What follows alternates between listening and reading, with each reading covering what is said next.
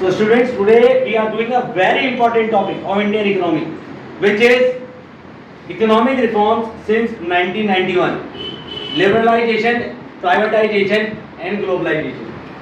इसको समझने की कोशिश करेंगे एक बड़ी इंटरेस्टिंग स्टोरी के माध्यम से।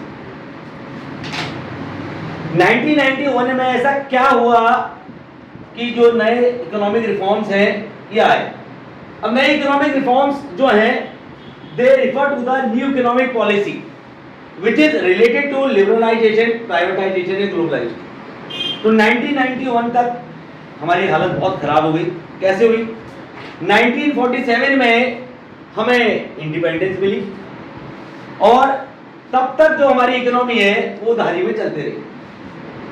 अब एक इकोनॉमी है क्योंकि हमारे पास खूब सारे क्या थे, इकोनॉमिक रिसोर्सेज थे, तो क्या है उसके बदले हमें पैसा उधार में देते गए। डर इस बात की थी कि भैया कि विदेशी हमारे यहाँ पे आके फिर से क्या है वो कब्जा ना कर ले, तो इसलिए हमारी जो इकोनॉमी थी मोर और लेस क्लोज्ड इकोनॉमी थी, मतलब एक्सपोर्ट इतना ज्यादा नहीं होता था क्योंकि ब्रिटिशर्स क्या थे वो एक बिजनेसमैन के रूप में आए थे, ट्रेडर्स के रूप में आए थे और उन्होंने हमारे देश में कब्जा कर लिया था।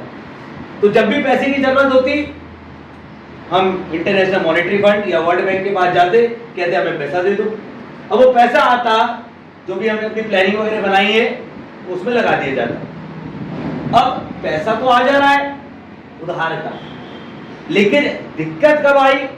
जब पैसे को रिटर्न करना है। एक लॉन्ग ड्यूरेशन तक के लिए पैसा क्या है मिल गया। 1990 तक हालत ऐसी हो गई कि हमारे पास सफिशिएंट फंड्स नहीं थे और हमारी जो इकोनॉमी है वो 6 महीने से ज्यादा नहीं टिक सकती। At that time the prime minister was PV Narasimha Rao. तो पीवी नरसिम्हा राव जी बड़े टेंशन में आ गए। जब टेंशन में आए तो उन्होंने अपने फाइनेंस मिनिस्टर को बुलाया और उस समय फाइनेंस मिनिस्टर थे डॉक्टर मनमोहन सिंह। तो there was a dialect between PV Narasimha Rao and doctor Manmohan Singh. उन्होंने कहा मनमोहन सिंह जी ये क्या हो गया, देश क्या से क्या हो गया? अब मनमोहन सिंह ने कहा सरकार हम क्या करें, उधार आप लेते गए खिलाते गए, अब देने की बारी आ रही है तो देना ही है, हमारी कंडीशन ये है। तो फिर नरसिम्हा राव जी ने कहा अरे जो हो गया, अब हमारी बातें हमें मत सुनाओ, जलीकटी सुना रहे हो आप, अब ये बताओ इस समस्या का समाधान क्या है? उन्होंने कहा देखो ऐसा है, I talked to the World Bank and the International Monetary Fund. They are ready to give loan to us. वो रेडी हैं, भैया पैसा ले लो, तुम्हारे पास बहुत रिसोर्सेज है, लोग आना चाहते हैं तुम्हारे देश में और पैसा लगाना भी चाहते हैं, लेकिन तुम ऐसे जिद्दी हो कि उन्हें आने ही नहीं दे रहे। तो 3 चीजें कर दो तुम। अगर तुम 3 चीजें कर देते हो तो हम क्या है तुम्हें लोन दे देंगे। वो 3 चीजें क्या है? Liberalisation, privatisation, globalisation. अब पहले जान लेते हैं लिबरलाइजेशन क्या होता है। उन्होंने कहा जो नियम कानून बना रखे ना इतने तुमने कि इतनी इंडस्ट्रीज जो हैं उसमें सिर्फ सरकार ही काम करेगी, हटाओ उसे, सिर्फ जो नेशनल इंटरेस्ट की इंडस्ट्रीज है वो अपने पास रखो और बाकी सब क्या करो प्राइवेटाइज करो क्योंकि सारी नुकसान दे रही है तुम्हें। तो सही बात, ठीक है तो करा। दूसरा, ये जो अपने नियम कानून है, मैंने कहा लिबरलाइजेशन में नियम कानून, आओगे हमारे देश में क्यों पैसा लगा रहे हो, किस लिए लगा रहे हो ये मत पूछो, पैसा लगा रहे हैं बड़ी बात है, उस पैसे को लो और उससे अपनी इकोनॉमी को संवारो, ठीक है। प्राइवेटाइजेशन, मैंने कहा भैया गवर्नमेंट के हाथ में रहेगा, गवर्नमेंट के हाथ में रहेगा, तुम्हारे कह रहे खाक काम कर ले रहे एम्प्लॉइज, रोज तो आए दिन स्ट्राइक रहती है, प्राइवेटाइजेशन करो, अपने आप काम करेंगे, अच्छे से करेंगे, क्योंकि प्राइवेट का मोटिव होता है प्रॉफिट कमाना। वो प्रॉफिट कमाएगा तो तुम्हें भी देगा in the form of tax.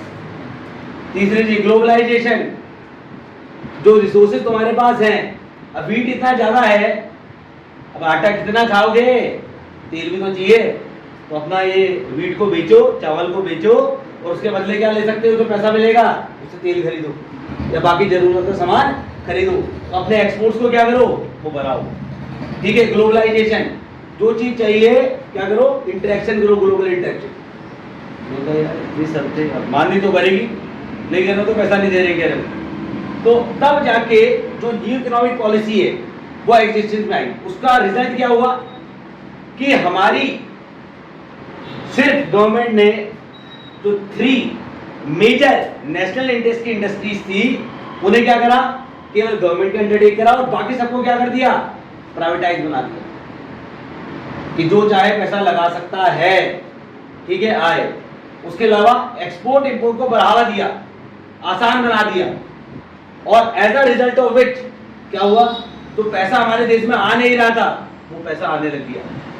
अब एक गांव के बारे में सोच लो, जहाँ गांव है वहां कभी किसी ने लाइट नहीं देखी और वहां क्या है, वहां टेलीफोन की लाइन भी आ जाए और मोबाइल लाइन भी आ जाए तो कैसा होगा, वैसा ही हो गया।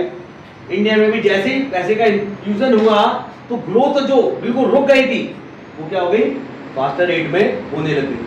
अब जब ग्रोथ फास्टर रेट में होने लग गई तो जो हमने लोन दिया था तो वो लोन भी हम क्या करने लग गए, चुकाने लग गए। और जब हम लोन देने लग गए तो ऑब्वियसली बात है, जब एक व्यक्ति उधार ले रहा है और टाइमली अगर उधार चुका रहा है तो उसको लोन देने वाले भी क्या हो जाएंगे, बहुत सारे हो जाएंगे। तो वही होने लगा और as a result of this हमारी इकोनॉमी क्या करने लग गई, तो काफी ज्यादा ग्रो करने लग गई। और इसी पॉलिसी को जो हमने न्यू इकोनॉमिक रिफॉर्म्स का मतलब है कि जो नई नीति या नए नियम जो बनाए गए वो क्या थे, और वो इस 3 चीजों के अंदर स्टडी करे जाते हैं, which is liberalisation, privatisation and globalisation. Simply liberalisation होगा, एक लाइन में आपको डिफाइन कर रहा हूं, making the government rules and regulation easy is called liberalisation. Privatisation को एक लाइन में डिफाइन करना हो तो प्राइवेटाइजेशन क्या होता है, giving ownership in the hands of the private individuals is called privatisation. Third, globalisation, integrating the domestic economy with the world economy is called globalisation. मतलब जो डोमेस्टिक इकोनॉमी है उसे वर्ल्ड इकोनॉमी के साथ जोड़ने को हम क्या कहते हैं, ग्लोबलाइजेशन। तो इससे ही शब्द आ गया गो लोकल, मतलब ग्लोबल से गो लोकल। मतलब आज के दिन पे क्या है, अगर हमें सेब चाहिए, एप्पल चाहिए, तो हर मौसम में एप्पल मिल रहा है, चाहे वो थाईलैंड का है, मलेशिया का है, अमेरिका का है, जापान का है। किसने पॉसिबल करा इसे, ग्लोबलाइजेशन। ठीक है, ओके, यहां तक समझ में आ गया।